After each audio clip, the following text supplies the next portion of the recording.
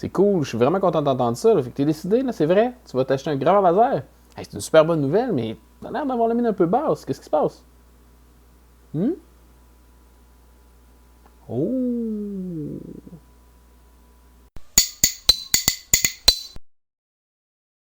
Ah, mais il faut vraiment pas t'en faire avec ça. T'es vraiment pas tout seul dans ton cas. Je me fais poser exactement la même question environ 3 fois par semaine. Alors, c'est une question super pertinente. C'est ce que je te propose. Va aller regarder d'un peu plus près. Je vais discuter un petit moment, puis je vais aller te rejoindre. Pauvre poulet Martin, il est bien embêté. Il hésite entre la Hortur Laser Master 3 puis la Xtool D1 Pro. Puis ça se comprend, il n'est pas tout seul. C'est deux machines super bien établies qui offrent des performances vraiment dignes de mention. Donc, ce que je vais faire aujourd'hui, c'est une comparaison la plus complète possible entre les deux machines pour aider poulet Martin puis tous ceux d'entre vous qui seraient sur la clôture à prendre la meilleure décision possible pour eux. Je vais par exemple pas faire un face-à-face là, où il y aura un grand gagnant. Mon idée, c'est seulement là, de montrer le mieux possible les ressemblances et les différences entre les deux pour vous permettre de faire le meilleur choix pour vous. Parce que selon vos priorités, vos goûts et vos projets, bien, le meilleur choix pour vous ne sera pas nécessairement le même que celui de votre voisin. Parce qu'on est prêt à y aller? C'est parti! Donc, pour notre comparaison, on va commencer de l'extérieur vers l'intérieur. Un truc plutôt subjectif à regarder pour commencer, c'est le look de chacune des machines qui est assez différent. Toutes les deux font un bon travail de dissimuler les courroies d'entraînement. Par contre, chez Xtool, on a affaire à des lignes là, beaucoup plus angulaires, alors que chez Hortur, on a droit à un peu plus de courbes, un design plus arrondi. Xtool nous offre deux choix de couleurs, soit rouge et gris, alors que chez Hortur, jusqu'à tout récemment, on était plus classique, mais là, on vient de voir apparaître une version un peu plus funky de la Laser Master 3, avec des accents de rouge et de bleu. C'est pas laid du tout. Bon, on s'entend que moi, personnellement, l'apparence extérieure n'est pas vraiment un facteur, mais ça se peut que ça vous parle, je suis pas là pour juger. Maintenant, côté un peu plus technique, l'empreinte extérieure hors tout de chacune des machines. Chez Hortur, on a 660 mm de profond par 580 de large, alors que chez Xtool, on a 600 mm de profond par 590 de large. C'est super équivalent. La chose à noter, la Laser Master 3 a un profil plus bas, donc ça peut être pratique pour le rangement. Pour ce qui est de l'assemblage, c'est difficile de pencher d'un côté ou de l'autre. Les deux machines s'assemblent super facilement avec des instructions super claires. C'est vraiment bien fait, c'est pas ici qu'on va départager une machine de l'autre. Note, la Xtool est disponible en 3 saveurs, soit 5, 10 ou 20 watts. Ça peut être un petit avantage là, si vous pensez vouloir dans le futur passer au niveau suivant. Mais par contre, là, comme la Laser Master 3 est disponible seulement en 10 watts, je ne vais pas utiliser dans ma comparaison là, de trucs qui sont propres à la diode de 5 ou de 20 watts de Xtool. Donc, une fois tout assemblé, la Hortur Laser Master 3 offre une surface de travail de 400 mm par 400 mm, un tout petit poil en dessous des 430 par 400 offert par la D1 Pro. Toutes les deux sont capables de revenir à l'origine, le fameux homing en anglais. La Hortur Laser Master 3 utilise un système sans interrupteur qui fonctionne là, par contact avec des butées à une des extrémités des axes X et Y, alors que chez Xtool, on a des interrupteurs optiques à chacun des deux bouts de chacun des axes X et Y. Donc, on a un petit peu plus de sécurité là, pour éviter de sortir de la zone de travail. Côté roulement, Xtool a un petit avantage en offrant des rails et des roues en acier, alors que Hortur équipe la Laser Master 3 des classiques roues de caoutchouc qu'on voit sur presque toutes les machines. Les roulements d'acier promettent un petit peu plus de précision et éventuellement une plus longue durée de vie. Maintenant, si on s'attarde un peu plus au contrôle, on a un seul bouton du côté de Xtool. Chez Hortur, en plus du bouton de mise en marche, on a un gros bouton d'arrêt d'urgence et une serrure qui permet de verrouiller la machine pour un peu plus de sécurité. Petit détail à noter, le bouton de mise en marche d'Hortur est encastré dans un petit anneau et doit être tenu un petit moment pour activer la machine. Du côté de Xtool, le bouton dépasse la surface du cadre et donc beaucoup plus facile à actionner par erreur lorsqu'on manipule les pièces de travail, par exemple. Si on se penche un peu plus sur les têtes des lasers maintenant, la première chose qu'on remarque, c'est que la LU210A de Hortur est notablement plus compacte que la tête 10 watts de la D1. Pour l'ajustement de la mise au point, on a des deux côtés une patte rétractable qu'on appuie sur la surface de travail. Super pratique. Celle de Xtool est peut-être un peu plus robuste, mais les deux font le travail. Petit point à noter, Xtool offre l'option d'un ajustement secondaire pour faire descendre le point focal au centre de l'épaisseur de la pièce, un petit plus particulièrement pour la découpe. La connexion à l'alimentation est un peu plus conviviale chez Hortur avec un connecteur solide et facile d'accès sur le dessus de la diode. Le connecteur de la diode Xtool demande un petit peu plus de pirouette pour l'atteindre, puis c'est un connecteur beaucoup plus fragile et facile à endommager à force de brancher et débrancher la tête pour le nettoyage par exemple. Même chose pour l'assistance d'air qui est un petit peu mieux intégrée chez Ortur, à mon avis, là, avec une prise d'air directement sur le dessus de la diode. Sur la D1, on a de la plomberie supplémentaire à visser au bout de la diode, puis la canalisation doit traverser le couvercle de protection pour remonter vers le sommet de la tête.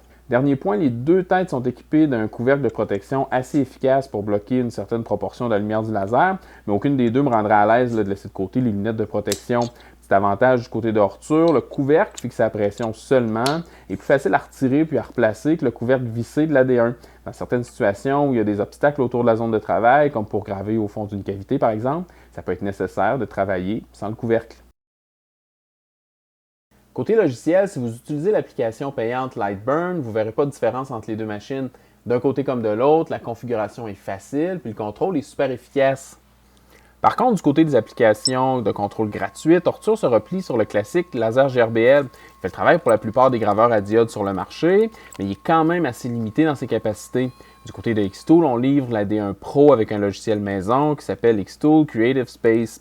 On est encore loin de la complexité de Lightburn, mais disons que c'est un contrôleur avec plusieurs capacités bien intéressantes qui vont un peu au-delà de celles de laser GRBL, comme des outils de dessin de base, le paramétrage de gravure et de découpe dans la même opération, puis le contrôle sans fil de la D1 Pro.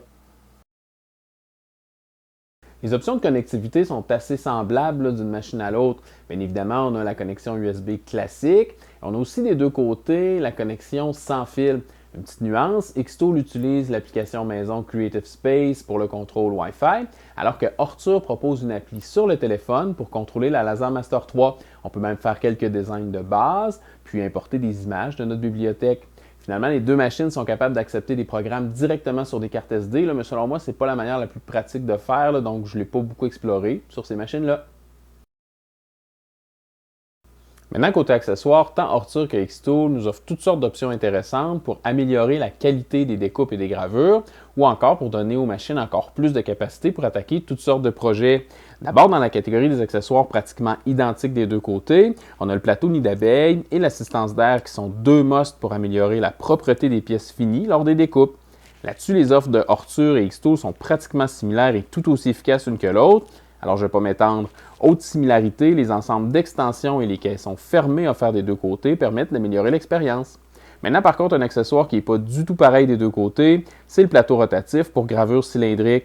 Ortur offre le YRR 2.0 qui fonctionne super bien, qui permet d'attaquer des verres, des tasses. Mais du côté de Xtool, on sort l'artillerie lourde avec le RA2 Pro qui offre non seulement des rouleaux de gravure cylindrique, mais aussi un mandrin pour s'attaquer à des items de forme plus irrégulière, des sphères, des anneaux, des cônes. C'est vraiment quelque chose. Par contre, il faut garder en tête que tout ça vient avec un certain prix parce que le RA2 Pro de Xtool se vend au moins le double du prix du YRR. Donc, c'est un pensez-y bien. L'autre accessoire dont je veux vous parler travaille main dans la main avec le plateau rotatif. C'est l'ensemble de pattes de rehaussement pour surélever la machine quand on travaille sur des pièces qui prennent plus de place en hauteur. Du côté de Xtool, on a un système d'extension qui se visse au bout des pattes existantes. On peut en ajouter autant qu'on veut jusqu'à obtenir la hauteur voulue. Ça fonctionne bien, mais Ortur, de leur côté, ont pris une route différente qui, selon moi, est un peu plus pratique, des pattes repliables. Avec ce système-là, c'est super facile d'alterner entre les positions hautes et basses. J'aime bien leur approche. Ici, on pourrait s'attendre à aborder un sujet super crucial qui va faire toute la différence, mais je suis obligé de vous dire que les deux diodes de 10 watts font un travail vraiment similaire, puis un travail vraiment impressionnant. La précision et la définition des gravures, puis la puissance de découpe est vraiment au top de tout ce que j'ai utilisé dans les dernières années. Alors franchement, là, on n'a pas vraiment de chance de se tromper là-dessus, qu'on penche du côté d'Ortur ou de Xtool.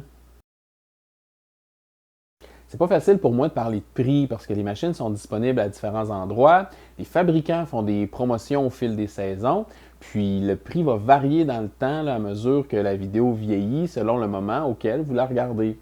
Par contre, si je vais aujourd'hui même au moment de tourner la vidéo sur le site de chacun des fabricants, la Ortur Laser Master 3 est offerte à 699,99 $ américains, alors que sur le site de Xtool, la D1 Pro 10 watts est offerte à 699,99 $ américains. Et oui, exactement le même prix au petit sous près. C'est donc super important d'être attentif là, aux promotions des fabricants, puis aussi de fouiller pour des codes promo dans les descriptions des vidéos qui présentent chacune des machines.